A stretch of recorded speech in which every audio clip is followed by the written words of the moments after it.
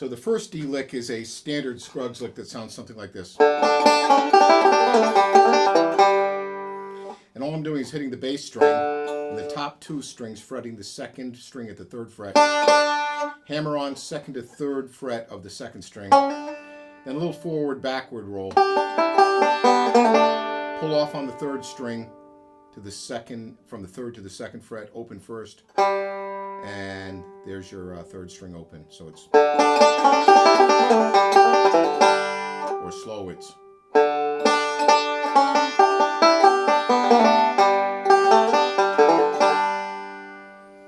Okay, that's one. And another one is that I like to use a lot is, and I'm bouncing off the high D and the low D, starting on the low to the high. It's a little syncopated thing. I think I got this from Tony Trischka. I really can't remember. And the rest of that lick is similar to the first one.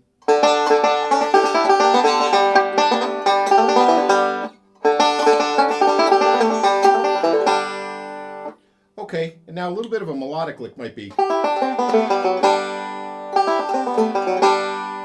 And all I'm doing is walking from the fifth string to the fifth fret of the second string, open first.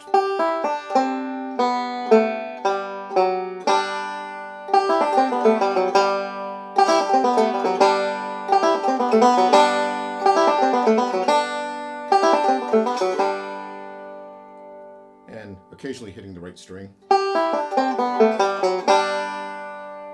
I'll do it real slow so you, if you want to catch this.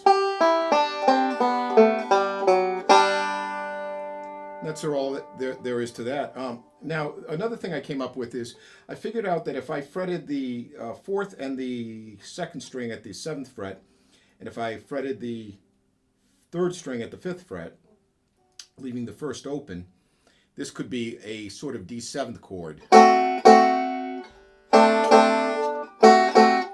And you can either, play across it, or you can do a little syncopated thing. Or even jazz it up a bit,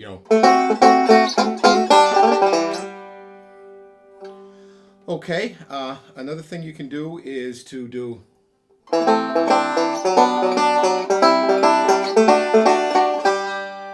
That's using substitute chords. I'm using an A minor, B minor, C, and D, basically against a D chord. So I'm going.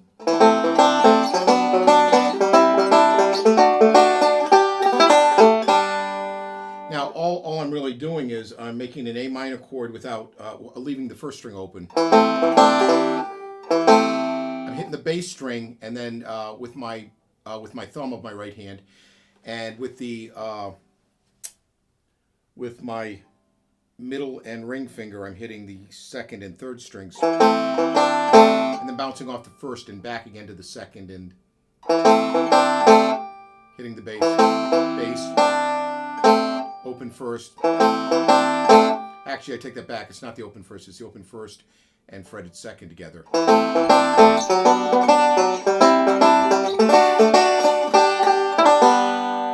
So it's something like that. Or you could play, you could play a roll against it.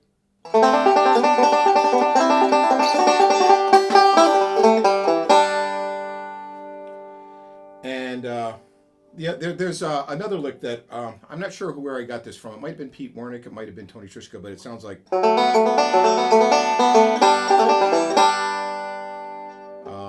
You've heard it in a lot of different tunes, but it's basically using the inside roll. So you're fretting the fourth string at the fourth fret and the third string at the second fret, and you're doing, your right hand is playing 4, 3, 2, and then 3, 2, 1. Then you do 4, 3, 2 again, 3, 2, 1 again. Open second string, fretted at the second fret, third string, and then open third. So it sounds. Let me try that again.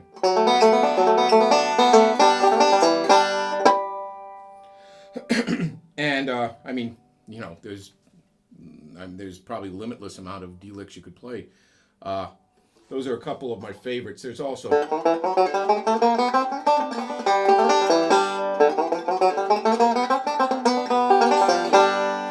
that's something I learned from Tony Trishka, which is it's a chromatic D.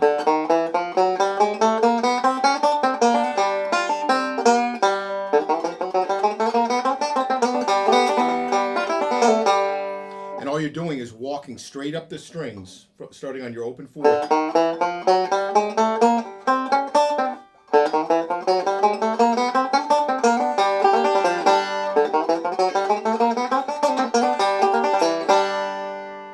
Okay? And finally, the last lick is one I came up with years ago. I wanted something that sounded chromatic and sounded, to me anyway, exciting. And I realized this is a D, and this is a C, and that's a D, and that's a C, and that's a G, that's a D seventh, and that's a G. I won't break it all down, but if you've been playing banjo any length of time, you'll understand what that's all about.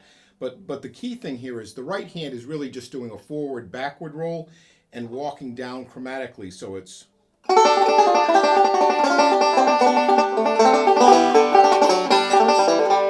like on the John Hardy song where there's that D for a longer than usual time. It works good.